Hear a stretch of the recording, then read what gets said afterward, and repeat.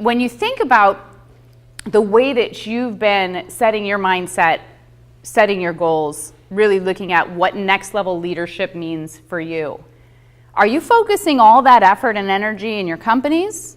Or are you really looking at the full picture and the balance of what is your life?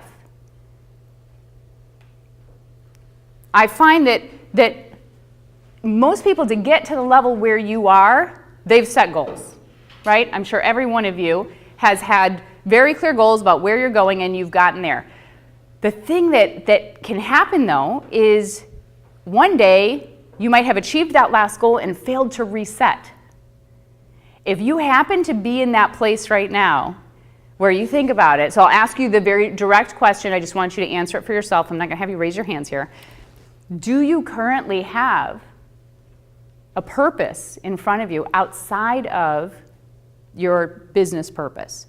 Do you have goals out there that you're excited about on a personal level? And let's even go to just one step a little bit more basic. Do you have a hobby? I have this exercise that I do in some of my leadership programs. I call it the success wheel.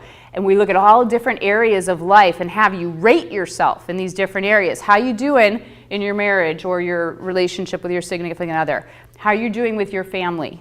How you doing in your social life? Do you still have one of those? How you doing, right? How you doing with your hobbies? You know what most people do on the hobby? They just cross that one off. They're like, oh, no, I don't have any hobbies. Well, then you've got to put a 0 there, because it's not okay to just not have something for you.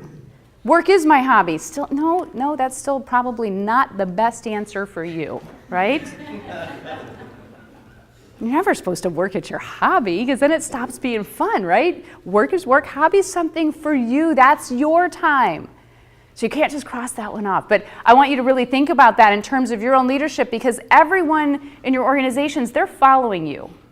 That next generation of leadership, they're doing what you do. I had a CEO come to me of a very large organization, and he said, Heather, I need you to help me because my executive team, they are wiped out, worn out. He said, my CFO actually did a stress test the other day and fell off the treadmill. We've got a problem here, right? We have a problem. But here's the funny thing. What do you think the CEO was doing himself? Falling off the treadmill. He was falling off the treadmill. He was physically unhealthy, and he works over 80 hours a week. So here's what he wanted me to do. He wanted me to come in and coach his executive team. They have to do that to keep up with you. Don't you get that? So I just want you to think about that, because you know that if you're full on all the time in work, you are not at your most effective. Can everybody agree with me on that? That you can't be your most effective if you're not getting sleep and if you don't have anything outside of your life. Because whatever's going on in your real world is the one I'm referring to that has your family and everything in it. Because I do have to make that distinction sometimes. Whatever's going on in your real world is actually also coming with you to the office. You all know that, right?